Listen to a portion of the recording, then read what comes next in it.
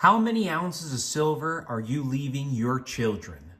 Good evening, folks, and welcome back to another episode of Silver Dad Knows. Remember, always live with no edits.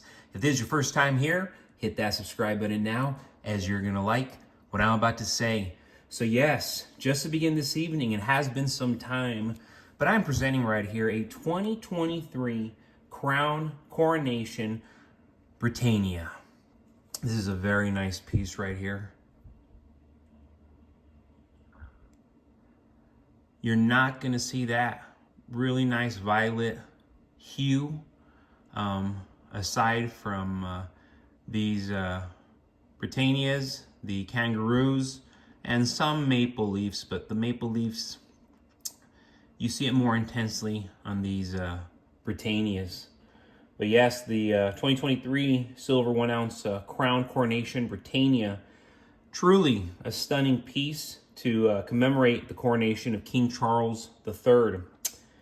These are struck by the Royal Mint and feature the iconic Britannia design on one side, symbolizing Britain's strength and resilience.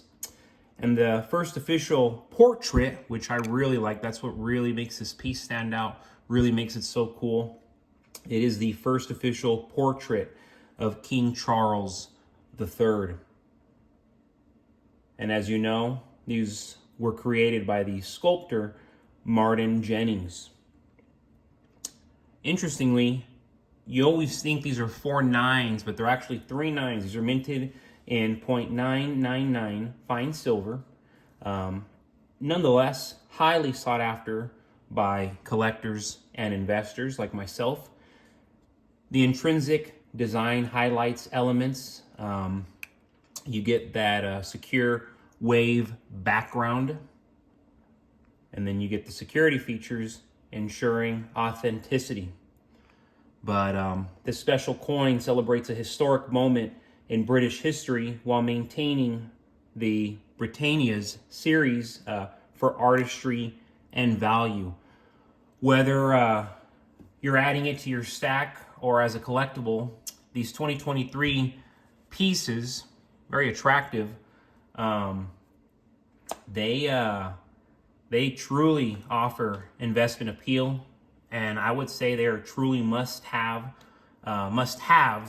for silver enthusiasts. They have gotten quite expensive as of lately, and I've noticed that you cannot even get them for under 40 bucks anymore. They have gone up significantly. And of course, if you can find them for under $40 with free shipping, jump on it. But aside from that, folks, leaving silver as an inheritance is a wise and lasting gift that preserves value and teaches financial responsibility. However, determining how much silver to leave and when depends on the maturity and financial understanding of the recipient. A lot of people, especially parents, never consider this. For a child turning 18 years old, a foundational gift of 18 to 50 ounces of silver can be a meaningful way to mark their transition into adulthood.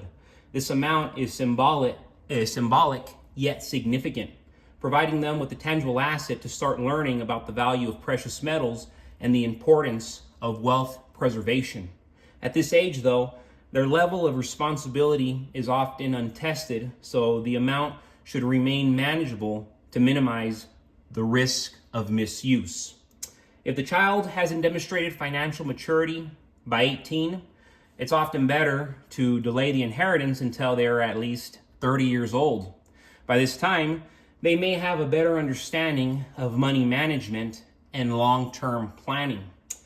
A more substantial inheritance of 50 to 100 ounces of silver can provide greater financial security and serve as a strong incentive for them to continue learning about the benefits of silver as a hedge against economic instability. For those who continue to show signs of irresponsibility, leaving them access to a larger inheritance could and will backfire. If a child has not matured, even by their 30s, it's worth considering whether they should inherit the entirety of your silver stack at all. For a substantial stack of 500 to 1,000 ounces or more, it may be prudent to place conditions on the inheritance or even leave it in a trust, ensuring it is preserved and used wisely. Ultimately, the decision lies with you, the parent. Consider your child's values, their habits, and ability to appreciate and manage such an inheritance. While silver is a powerful financial tool, the true value lies in teaching the recipient how to use it effectively. In some cases, withholding the silver may be the most responsible choice, reserving it for future generations or charitable causes. A thoughtful, flexible approach ensures your legacy is both protected and impactful. So I'm speaking for myself. I have that mentality where I'm only going to leave my children what I feel they can handle. If I feel they can't handle it, if I feel it's going to destroy them, which too much wealth, too much money, even a little bit of money with the wrong person, it will destroy them. And you see this time after time. Look at all these lottery winners. They lose it all because they never really earned it. They came from the streets. They go back to the streets, even after inheriting millions of dollars.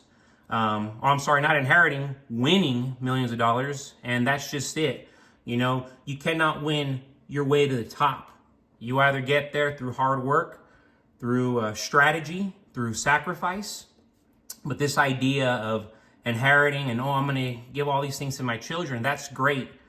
But it might hurt them, and it will hurt them long term if you have not prepared them to be responsible and to be financially literate. Most important role, so many parents, especially here in America, lack that. They're not teaching their children to be financially literate. Buy houses, work, but actually get the right jobs that provide a career, that provide livelihoods, that can provide to get you a home, can provide, for you to have a family. A lot of jobs are not doing that. And a lot of parents, they're not understanding this new world that we're heading into, this new age of information and AI. It's happening very quickly. But I assure you, you have silver, you have gold, you have ammo. You're going to be in great hands. But folks, thank you so much for joining us for another great episode of Silver Dad Knows. God bless you. God bless your household. And as always, God bless America.